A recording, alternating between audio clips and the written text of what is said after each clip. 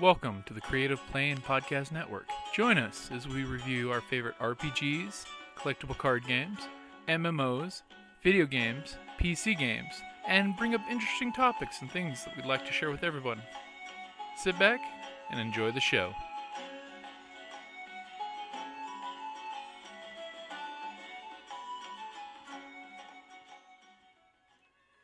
Hi, this is Kelly, aka Trixie from Ragnarok and Roll, a Scion to Ragnarok story, and Tilda Wimblewick from D&D Journey of the 5th Edition.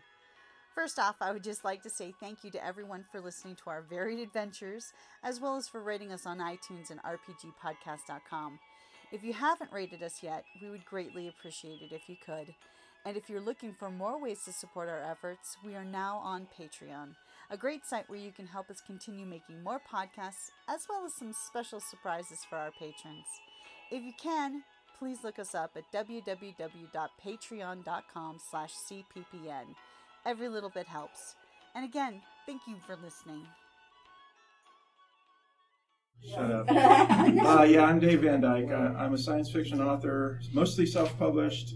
I have a few books with a small publisher, but mostly self-published. I started in 2012. I write science fiction, mysteries, a little bit of other things, about 30 books, and I make a living. And that's the thing that I always tell people, say, are you published or this or that? It's like, I make a living. I'm Jill Knowles. I write fantasy, science fiction, horror, a lot of short stories out there. I have 6 full-length books that are in erotic romance, small pub. I'm working on a paranormal cozy mystery that I really want to take super mainstream. I've been doing this for a long time. I think my first book came out in 2008. And I forgot to bring my phone. I know, I was wondering if the publisher knows. I'm Erica Lewis, and I write a lot of different things. I started off in television, where I was working for about 15 years, and then moved over into comics and graphic novels. And my first novel from Tor Publishing, Tor Books, just came out in March. Called Game of Shadows. Thank you. Here. I'll grab tattoos. They made it's pretty cool. Yeah, so that's my first novel, actually. I'm H. Paul Hunsinger. I write military science fiction / space opera with lots of blood, gore, and nuclear explosions. Sort of think master and commander in space with a healthy dose of Tom Clancy. My work is, I have the so-called Man of War trilogy that is published by 47 North Books. I also have a prequel to the trilogy that's self-published, and a sequel to the prequel that will be self-published coming out in the next couple of weeks. The first prequel is a novella. The second one is a short novel, actually. And my fourth book, continuing the trilogy, should be out sometime next year, probably late next year, the way things are going. I've had some health issues kind of delayed me. And my dad worked in television 20 years. There you go. And we're talking about creating compelling characters. So what's the first thing everybody does when they start developing? What?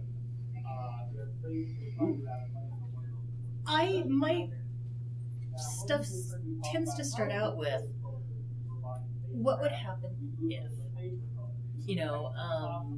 what would happen if,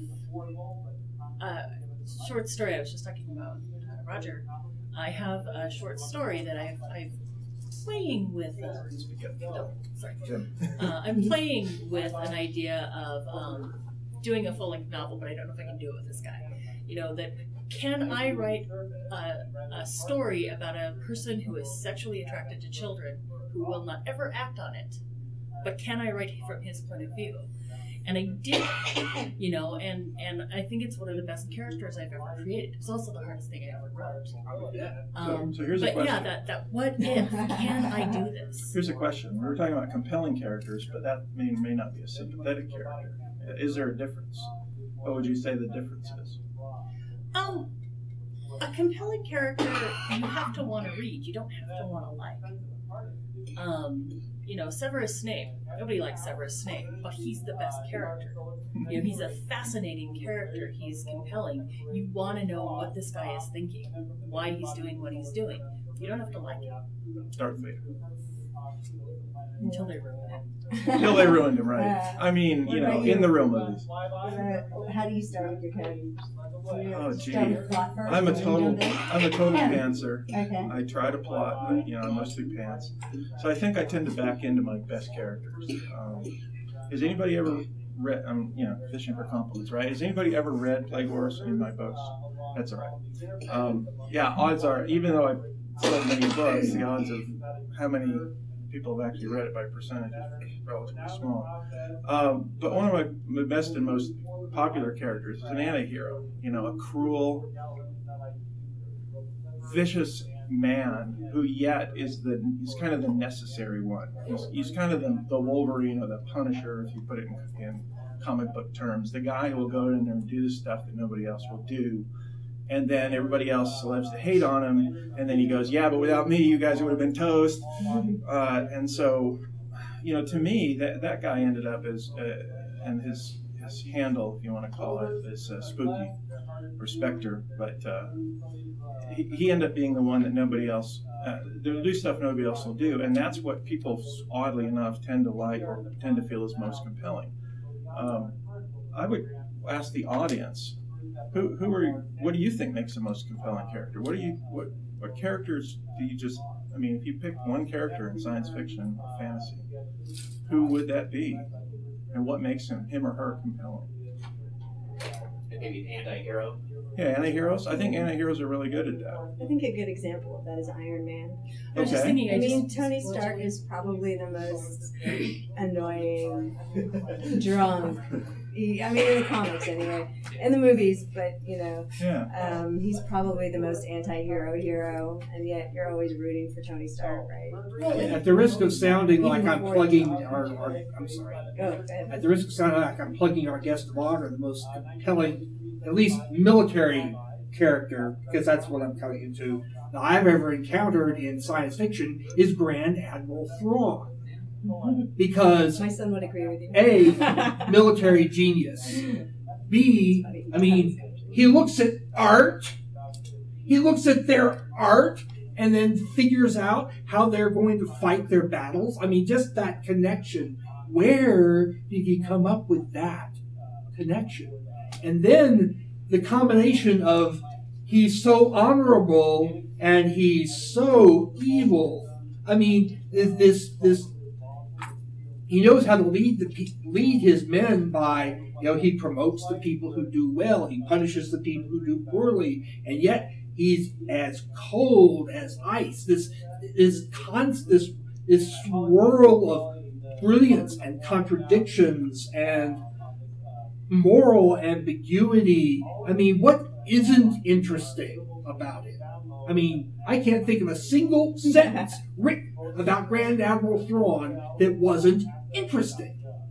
And I think when you're, for me, one of the characters that really stood out to me was Hamilton in the musical, because my friend was talking about how, like, the actual historical figure, he did not like Hamilton because Hamilton did some pretty shifty things. right. Well, yeah. But that's part of what makes him such a great character.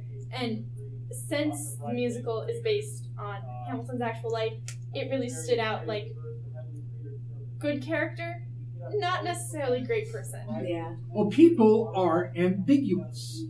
There's always an ambiguity to everyone. Even, I swear, Abraham Lincoln has got to have some evil bit of awful nastiness festering inside his soul somewhere. Ruthlessness, at least. At least. And he was a shitty father. At least.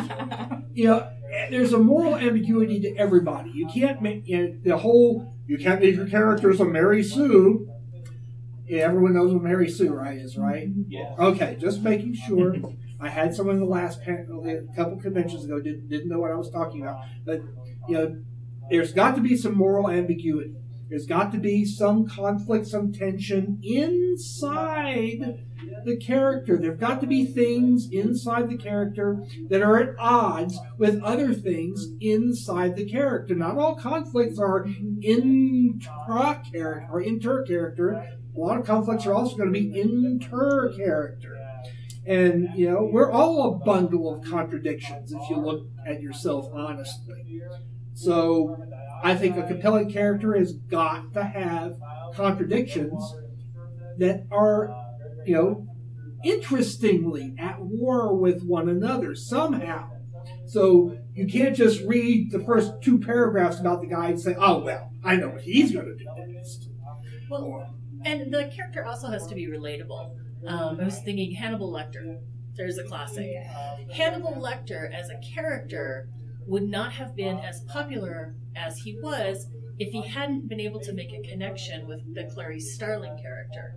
If that connection hadn't happened, he would have just been a stock bad guy.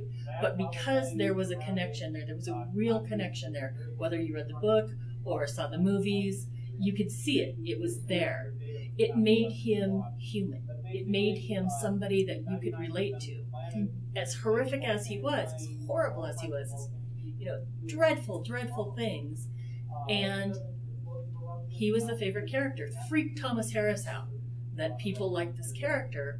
And so he tried to make Hannibal even worse, you know, and with the book Hannibal, which is a sucky book, but it backfired on him because he continued to make that character interesting and relatable.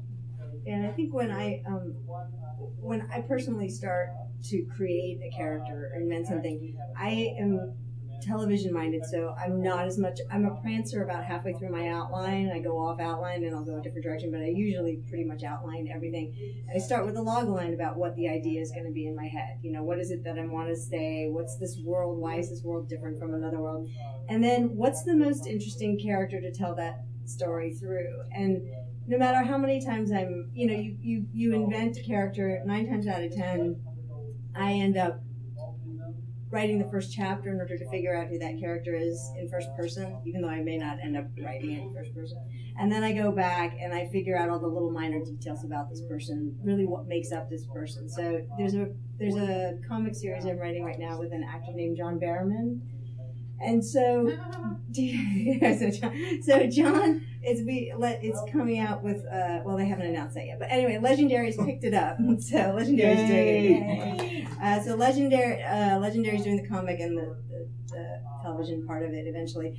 But in it, you know, it was funny because it was something for him to be in as like he's starring in the comic because he's actually in that way. There's going to be his image. But also, it's about a guy who's cursed to lose everything on his 40th birthday, but he's a real asshole. And you're not John, the character. So you know you're not feeling. I mean, you kind of feel bad for him as everything just falls away. He loses his not death. She doesn't die, but his wife leaves him. His kid vanishes. Everything kind of disappears. But in the hard part was he didn't realize how much he cared about those things until after they were suddenly gone. And so it was funny going through the process of creating that because, you know, when you're working with someone who's actually going to portray this character, it's like, well, why does he have to be such a jerk? It's like, no, Johnny has to be a flawed character because otherwise, what is the journey he's going to be taking? And so sometimes I think when I personally create a character, I have to figure out where their arc's going to go related to the story in order to give them enough the kind of backstory that fills in the blanks on that and makes them compelling. And what I love is when a writer surprises me. You know what I mean? And like it's completely not the backstory of the person I would have ever, you know. But it still has to make sense. Yeah, it still has to fit through the story, at least for me. I just thought of one, obviously not mine. Who's watched The Blacklist? A few people. You know, Raymond Reynolds. Yeah. There was, I mean, I loved him up until a certain point, and I won't put a spoiler, but if anybody who's watched it knows the point at which of the series when I went from loving him to hating him. And really being angry with him and the writers. But I can tell you, up until that point, the great thing wasn't that he was in between good and evil. Is that you didn't know necessarily when he was going to be good and when he was going to be evil. I think the compelling characters for me are the ones that sit at the intersection. You know, you've got your good guy and he's always there, and you got your bad guy and he's always there. But the ones who stay in the middle, and I don't just mean sit in the middle in a gray, I mean that they're half black and half white, or they're checkerboarded. And you're not quite sure where they're going to go. Think of Loki in the Thor. Sometimes he's with you, sometimes he's against you. You know, who else would be those types? Deadpool, right? Yeah. You know, the ones who are, when you really stick them to the wall, they're basically good. But who they are may be good, but they're going to do a lot of evil along the way. Sometimes it's flip-flops. Something David said that reminds me, when he was talking about sitting and moving, it reminded me that a compelling character has to go somewhere. You know, they can't stay. I mean, not that your character, the one you're talking about, does, but what I'm talking about is characters have to develop as they go. At least your lead characters have to develop. You know, I like to, at several points since I'm writing a series, I've got to keep you interested in Max Robichaux through multiple books. And so I've got to think, okay, in this book, Max learns this.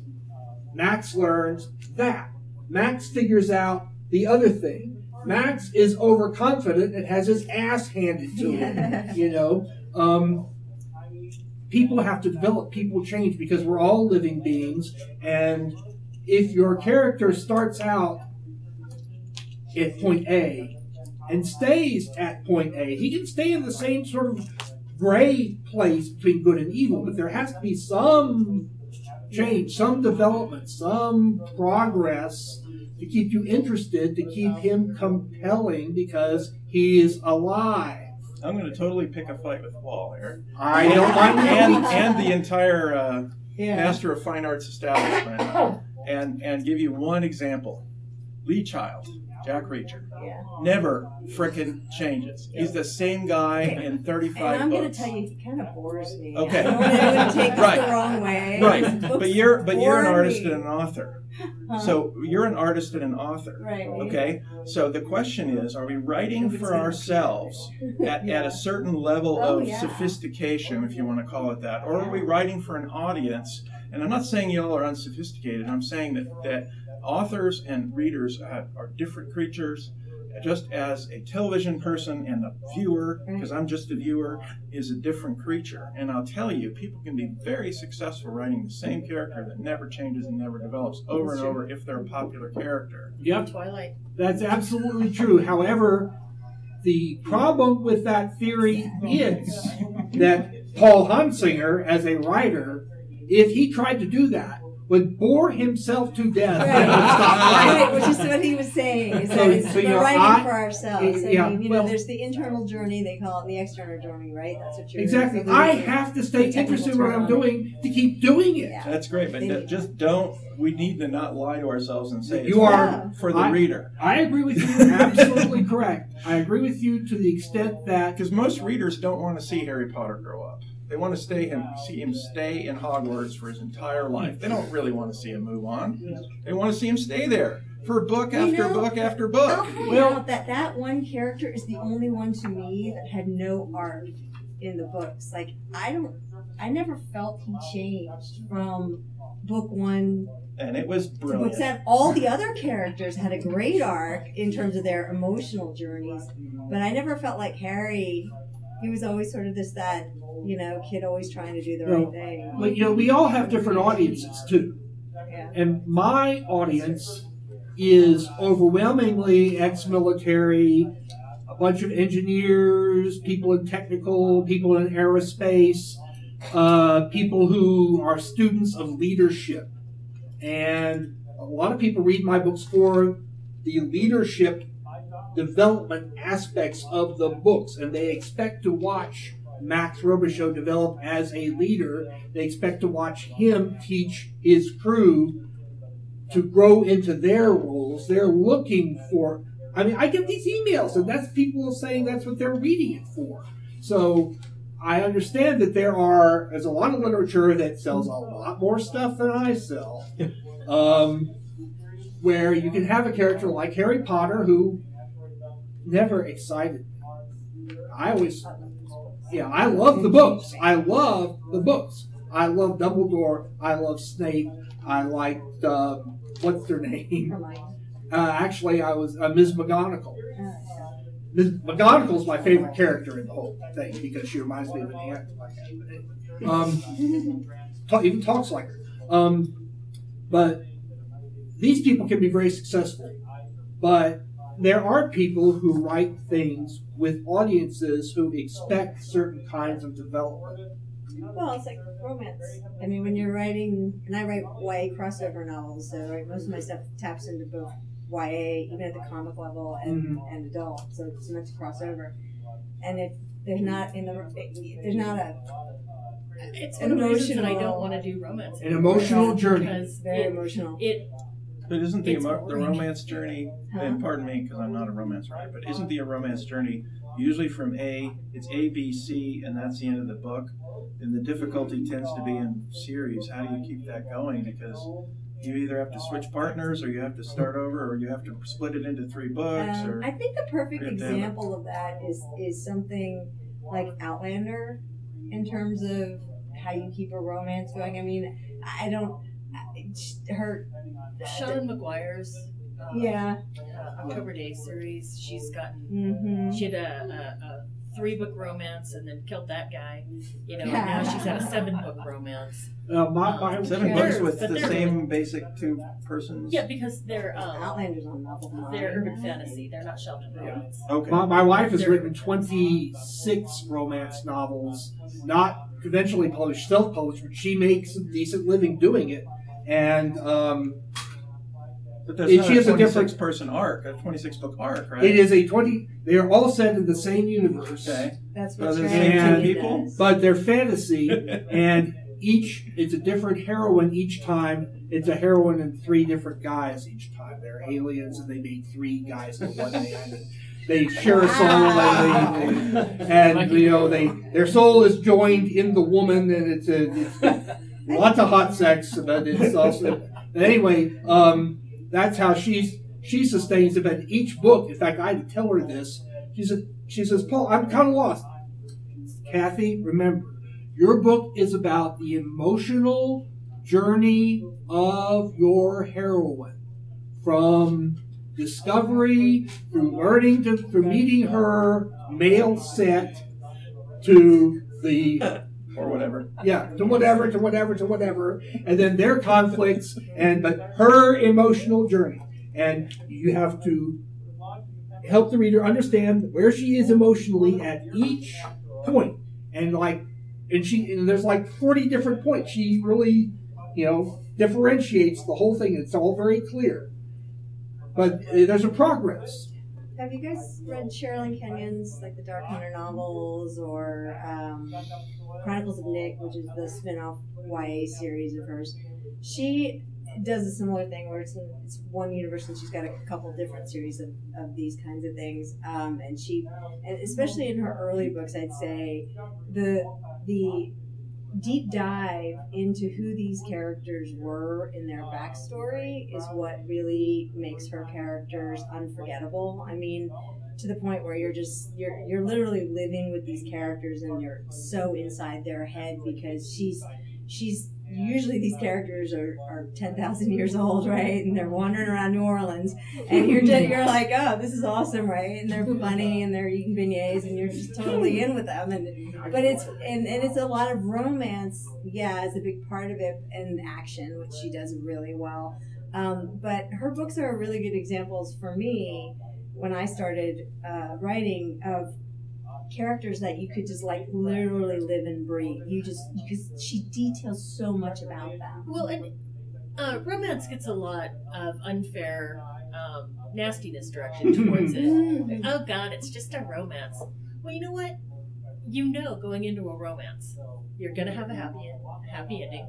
These people are gonna get together. If these characters aren't amazing, if they aren't detailed and real and and lovable and hateable, nobody's going to read that book.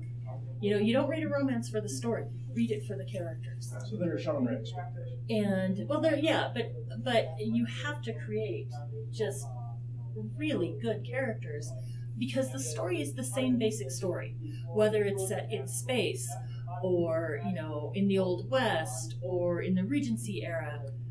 You've got the same basic story. It's the characters that bring it to life.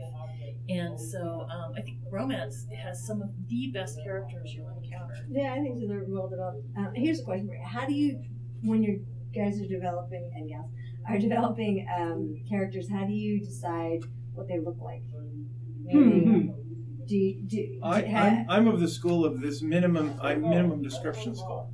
And I know some people, and it's not right or wrong, it's just the way I look at it. Part of that is because I don't want to have to hit certain diversity marks.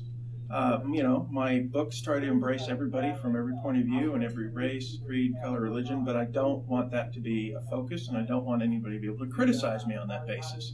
So I give people hints about what people are, but I leave that mostly to the imagination. And that's partly the political environment that we're in, and that's partly just a personal preference, because some of my favorite books are the ones that describe the least, give you the most imagination. But other people are different. Yeah. One of the key hooks to my books is that my starship captain is Cajun, so I play with that. And so there are certain ethnic characteristics of Cajuns, and so those are described. Except my guy is a pure Cajun, so he's got more height to him than your average Cajun. And then his sidekick has an Arabic-sounding name, and I mentioned that he's part Turkish and part Arabian and a little European mixed in, and that he could fit in on almost any planet. And that's so those things kind of dictated appearances. I had an image in my mind of what my guy looks like, and then the publisher comes in and shows me all these pictures of the guy they want to put on the cover, and these guys are all too good looking. My guy's got kind of big ears, and if any of you know what spacecraft designer Max Faget looked like, put some height on him, and that's kind of my guy with hair. They said no. No, he's got to be. So what about you ladies? Do you tend to describe a lot in detail? I always mentally cast the part, but I try not to give a lot of details. I'll give hair color, I'll give eye color, but I like to do things like associate a particular scent, gunpowder and ozone. Oh, that's cool. Or something, and try to do it with a more intangible, rather than the thing. Yes, in my mind, I know that this person is played by Tom Hardy. But I'm not. See my wife smiling back there because she Tom Hardy kissed her. So it's at one point in our lives. It's interesting for me with Game of Shadows. It's a fantasy novel, real world, but it's urban fantasy. But it still goes into a lot of. It's set in Celtic mythology, so there's a lot of characters I had to take from there. So it was easy for me because it was blue people, and like I can shake it up that direction.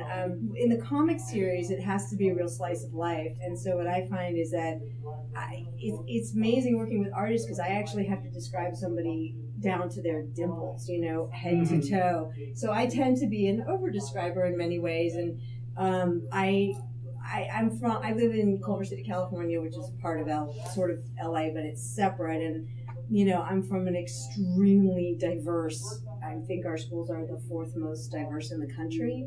So, it's just, that's what my characters tend to look like, especially when you're talking about comics. Because I studios there, have to do that. There are a lot of TV studios in there. Yeah, Sony's in Culver City as well. Yeah. Laurel Hamilton says, Anita Blake looks like Laurel Hamilton. And it's because Anita Blake, the character, has all of these physical things she has to be able to do. So Laurel has to be able to do those things so she can describe them. And so she deliberately made her character her size, her shape, her level of strength, so that she could do these martial arts moves or throws or whatever, and have it be realistic on the page. Well, and I'm 5 feet tall. Well, I have heels on, so maybe 5'2" right now. And so for me, writing a 6 foot tall woman would be impossible. I don't even know what it's like to be able to reach the dishes at the top of the counter. I have to climb up on the counter to get the dishes. So I can combine it. Yeah, to that point, it's as far as lead characters. Maybe that's why my next series is from towards actually middle grade. That raised my height. I have a question about people talking. Now, when you're writing your characters' dialogue, you don't want them all to sound exactly alike, obviously. How do you develop unique voices for your characters? Do you have characters talk like people you know, or do you start from scratch and say this person would do this and that and the other thing? Or I start with their backstory, with kind of who these characters are. In Game of Shadows, the main character is a kid who's really obnoxious. You know, he's sort of like Nick in the Chronicles of Nick and Percy Jackson. He just never does anything anyone tells him. So that, in a weird way, that was easy because I have a kid and I know what that's like, and he's that age, and you just want to kill him all the time. And so, you know, it was that part was really easy for me. But then it was the other voices. There's a character named Captain Bartlett who's basically been his bodyguard since when he was in Los Angeles, and he's old and crotchety, and it was only developing his backstory that then lent itself to his own personal voice in the characters, because his impressions of things, having lost a son in a war, having family who hasn't seen him for 14 years because he's been following this kid around who's completely not grateful at all, and he's going back to having disappeared all these years. You know, you had to figure out who was left. You know, who was he before, and then who is he after, and then his voice came out. And I think that's probably why we like Snape and Dumbledore, because in a weird way, you have Harry, and then you have all these other people who are coming into his life in a different way, and how do you make them unique? And I feel like the backstory tends to do that. Well, speaking of backstory, friend story, and also it's analogous to less description, more description. More description is like backstory. Less description is like the immediate, step into the novel, boom, and action. For the audience, I mean, what makes a compelling character for you? If you pick up a book and you step right into the story, does that make you want to read the backstory, or would you rather tend to read the backstory that will make you want to advance into a conflict situation? Because I'll tell you, the conventional wisdom is start with the action, do the backstory later. And yet these backstories are very popular with some people. So which comes first? Which is chicken, which is egg? I just want to throw that out there for you guys. A good examples. Has anyone read The Bone Season? Smith, Shannon? Okay, amazing British, young. I think she was like the woman who wrote Divergent. Sold her first novel, I think, when she was a senior at Oxford. I read the first, 5 pages of the book, and the entire thing is just about this character's backstory, which is a British way. A lot of the English writers, I don't know if it's all, like Scotland, UK, but it was fascinating because if I had done that, I would have gotten a note from my editor that would have been like, can't you just put this in later? Start the story already. But what do the readers think? That's what I wonder. Because I know what the conventional wisdom is what you're saying. Don't do it. What do you readers? I want to see who likes to jump right in, and who likes to see the 5 pages or 10 pages of development. I like the conflict or the bad situation, and then fall in love with the character along the journey, and then hopefully get some backstory of why the character's cool. That's what they do. Yeah. I think for me, it's the voice. I don't care what happens in the beginning. If I fall in love with the voice of the writer, they would take me anywhere. Something like Daughter of the Forest. Have you read that? No. Julia. Yeah, like somebody who's the beautiful prose, like incredible prose. Or even if it's just oh gosh, the guy who did Christopher Moore. He's just so cheeky. He's funny.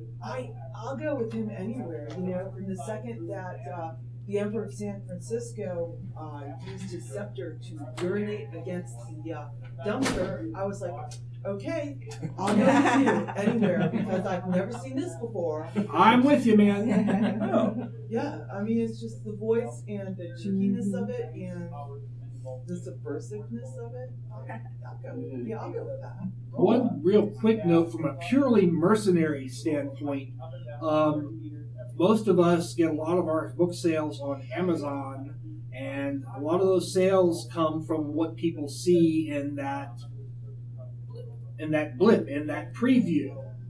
And Amazon marketing people tell me, I know because Amazon is indirectly my publisher, tell me that the jump into the in medias race, grab them by the gonads for the first page introduction is more likely to sell more books. So whether you like it more, you guys might be exceptions to the rule, but I will tell you statistically, that is where the money is for people like us. And that's what I tend to say is even though people say they love backstory, what they really mean is once they've fallen in love with the character, then they want more. They don't actually fall in love with the backstory, right? Yeah. Well, the what she said about the voice is true, where the author's voice is. But my disappointment in seeing something on Amazon or in a book where you start off with this action scene. Okay, this is something. This is okay, but then you get 30 pages of stuff that's so boring that you just say, I'm never buying that author again. So you're saying they start with an action scene, but then they go to the backstory afterward. Yeah, they go to a really boring, poorly told backstory, and I'm never buying them again. Well, so I would really rather have the backstory first to find out if I like the author and the characters than the action scene. Well, what about if you start off with an action scene and then what comes next is not backstory, but simply necessary, relevant narrative that brings you up to the next action, and backstory is woven in flashbacks and those work. Yeah, well, and part of the techniques, it's interesting because, you have a little more word count, on adult novels, when you're writing for YA or middle grade, there's set limits to that, and you find yourself, and I think Rick Riordan's the genius at this, of really being concise in a sentence and putting, the adjectives really well placed and describing everything. So there's one sentence of describing a room as opposed to like a paragraph or 2 or 3 paragraphs. And when it comes to backstory, a lot of times just because I've been writing for younger people a lot, it's funny because there's the old school way where you'd pick up A Wrinkle in Time and there'd be 3 pages of backstory on something, and now it literally has to be woven into the conversation of what you're having because there's not enough time to tell that to just nobody's got the attention span. I mean, everybody's been watching too much TV and playing video games and watching YouTube. And there's a great British series. It's shelved in middle grade. If you're a Jonathan Stroud, the Lockwood & Co. series, one of the best horror series I've ever read in my life. Probably why I haven't. And DJ McHale does good. But what he does is, and this is a very, very British, is that you leap right into the big confrontation with scary ghosts that if it touches you, you are dead. And you get to the climax of the scene, and then he stops. And then you get the 30 pages of backstory. Oh, Lord. But it's so good that you're not angry. Yeah, he's one of the best I've seen. Neil Gaiman's Graveyard good at book that too. is very poignant on that. He starts off with a scene. Literally, the first sentence, because I was actually looking at it recently, is from the perspective of the knife that's doing the murdering in the first 3 pages. And it's fantastic. So you start out with this paragraph about this knife, and you're like, this is the craziest thing I've ever read. And then all of a sudden you realize it's a guy in a house whose job is to murder everyone in the house. and he's wandering around. All of a sudden, the crib where the last one is left is empty. And so that's your launching point for, well, where did this toddler just wander off? What kind of a toddler would wander off? So now you're curious about this kid, and then he jumps into the perspective of the kid in the cemetery. Terry Pratchett does that with The Wintersmith. The book opens with what would essentially be the first couple of paragraphs of the final chapter. Yeah, the book and then opener. they jump back. Yeah, and then you go back and you set it all up so that by the time you hit that point, I hate it when they do that to you, though. Oh, I was just thinking that. But I this was is just thinking that. But this is Terry Pratchett. I know. No, That's why we 48 binge- hours that's why we earlier. binge watch. Yes. I mean, really, don't do that to me. Anyway. That's why I have not seen one episode of Game of Thrones yet. Oh, no. I'm waiting until it's done. Yeah. NCIS does that all the time. I can't watch it. It's too much real life. But that's, it's funny because when I have to co-write a lot too. So when we're creating characters, I write a comic series on Webtoon called Firebrand that Legendary does with Jessica Chobot. And when we were sitting down creating the characters, I got the impression that some of them were Jessica. You know what I mean? So there's that, you're going through and, well, I wouldn't. She's like, she wouldn't really say that. And I'm like, no, she really would. This isn't you. And it's really kind of funny to have to go through and as an exercise, just take a peek. I don't know if you've seen these worksheets. They have them online, creating characters, where you're literally, you start out with what they look like physically and then what their backstory is. And if you use Scrivener as a writing device, they actually have these templates directly in there, which is fascinating to me. And then it does talk to you a little bit about the internal and the external journey, which, for me, no matter what it is. But that's all very structured. I think that there's always has to be a little something, a little je ne sais quoi that takes that character where you can fill in all those blanks, kind of like painting by numbers, and then all of a sudden it clicks in the reader's or the viewer's mind. Yeah. Because there are definitely characters I've seen, and television and movies easier to talk about because they're usually more universal. So I usually go to Star Wars, not because I'm a huge Star Wars fan, because it's easy to reference. But I think of Star Wars as like, okay, you've got Luke, and Luke is supposed to be the hero. But who does everybody really love? As far as who do you want in the scenes? Who do you want to see on the screen? Han Solo. Han Solo and Darth Vader. Darth Vader. Those are your two guys, right? Okay, so you've got your sort of anti-hero, semi-hero, and then your villain.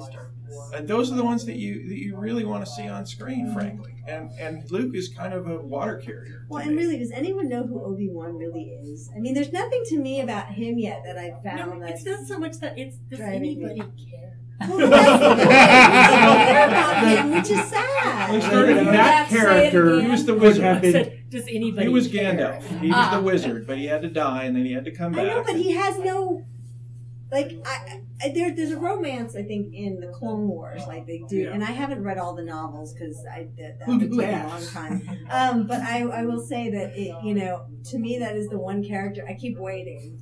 I'm like, there's got to be something that's going to come out about Obi-Wan. That character could have Mary. been. That character could have been so interesting. Even in that first movie, there could have been so much more done with him. And he's just a cipher. He's just generic mentor who has this nifty set of generic semi-magical skills and has a cool sword and and the great accent. The great accent. That's Great actor.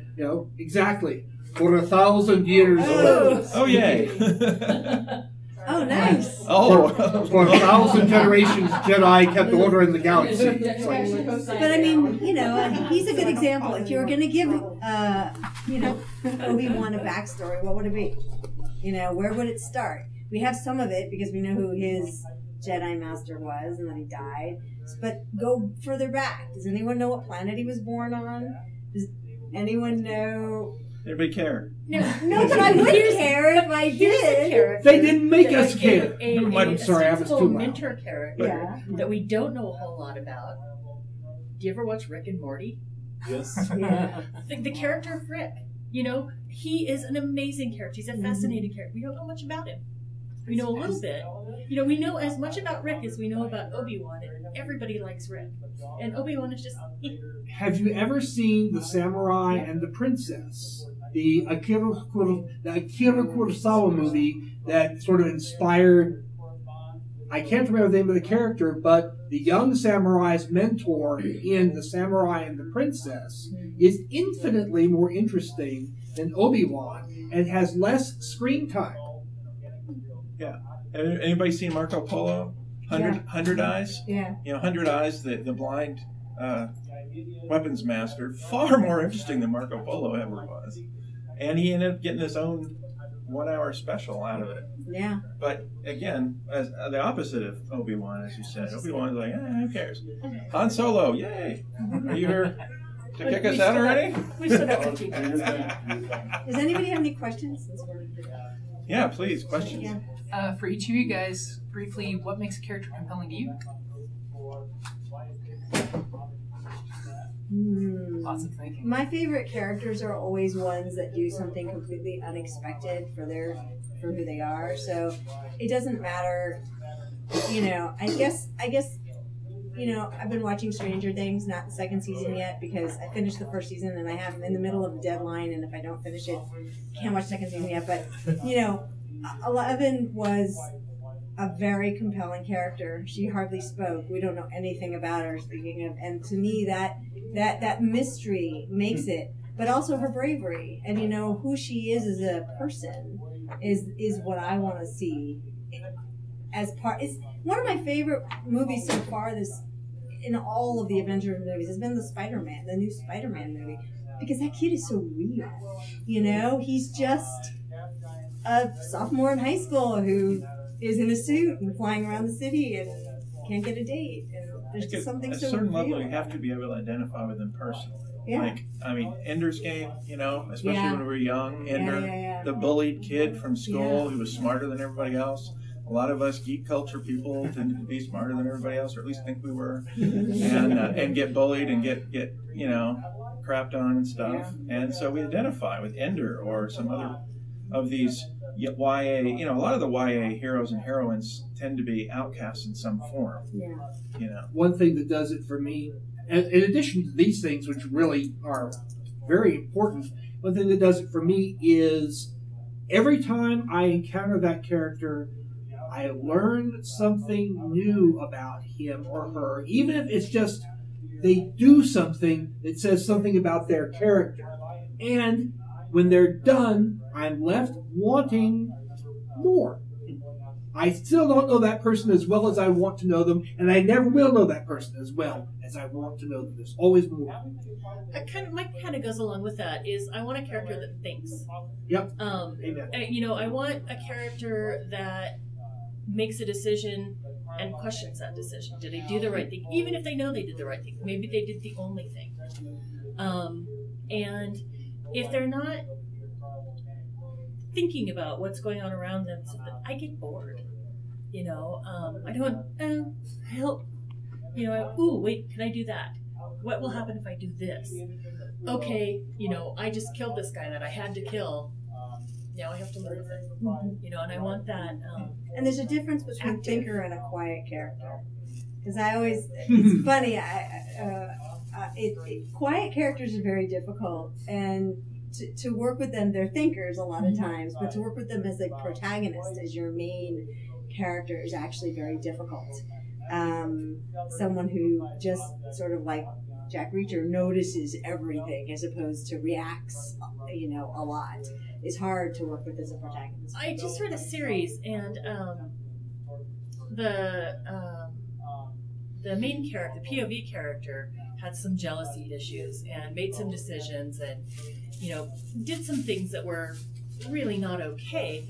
But because we were in her head, you know, you understand why she's doing the things she's doing. You understand where she's second guessing. You understand this. And the author had, in the second book, a non-POV character doing some of the similar things, making the similar decisions. And I despised that character because he's a jerk. Whereas, Yeah. you know, the POV character might have done the same kinds of things, but because I know why, Right. then they're likable. It's like the guy from, I'm blanking on the character's name, and I shouldn't, from Ray Bradbury's Fahrenheit 451. I mean, Montauk. yes, that character was burning, he was bad, you know, fundamentally bad when we meet him. We don't really know that yet about him. We don't know why it's going on. Or Clockwork Orange. But yeah, Yeah. but what That guy. a transition, right? That they, you know, excuse me. But yeah, I think we're about. so you got kicked Well, out. no, yeah, you got the 5-minute signal about 4 minutes. Oh, did we? I didn't even see it. Yeah, he opened the door and he held out 5, and I nodded back at him. You actually have 9 minutes before Give him a couple According to Any other questions? According to the internet servers, which give you time for the TusCon clock. Yeah. So, Yep. Well, I know that I'm 8 seconds slow because I have a time fetish. I was raised by a television director. You did something 5 seconds late in Harvey Hansinger's world, you were late. I guess one answer though about which ones we think are most compelling is we don't always know. At least I don't always know as an author. You've got these certain characters and they fill certain roles because you usually have some relatively conventional hero, straightforward, and like I said, usually a thinker in my book. Thinkers are always good. Sherlock Holmes, there's your ultimate thinking, compelling character, and Watson is just there to record things. But I don't think we always know. I think we make characters and we assemble sort of a team, unless you're determined that it's going to be one character that goes through adventures and everything swaps around and she or he gets at the other end, having people die along. That's one type of narrative. Mine tend to have a swirling number of different teams because mine are adventure and military, and so these people change and I have different scenes. I don't always know, so sometimes as I'm going along, all of a sudden I realize this was example. Wow. My first book I ever rewrote it 30 times. Eden Plague. Relatively conventional hero, former veteran, kicked out of the service, kind of a little bit crazy, got a drug problem. Stuff happens, ends up heading towards science fiction with the plague. But there's a minor character that appears near the end of the book. 5 books in, I wrote her own book, pushed it back and made it book 2, and then put her in every single book afterwards, and she's now pretty much everybody's favorite character. So sometimes you just don't know. You don't know who's going to end up as the best character, the most compelling character in a series that I've got, and he's the protagonist of book 3. Yeah. He was supposed to be a walk-on. Right.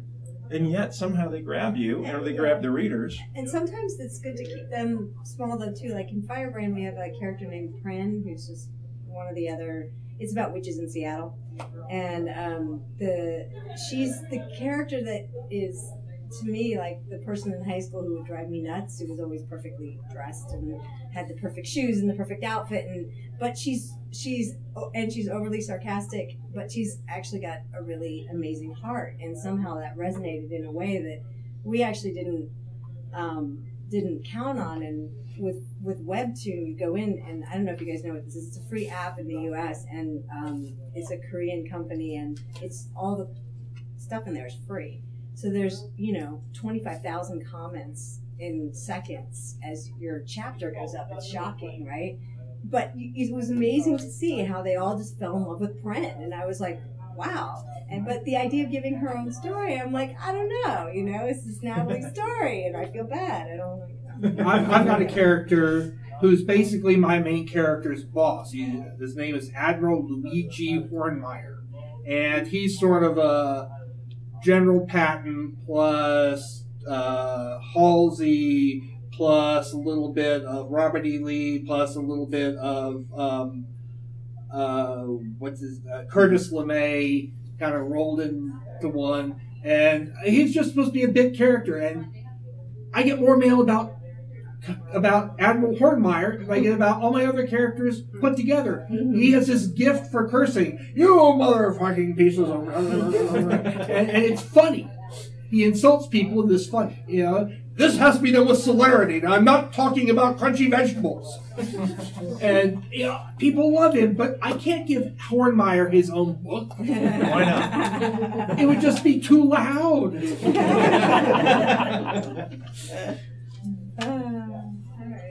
Well, we should probably wrap it up. I think we should. Thank you so much. Thanks, guys. Thank you.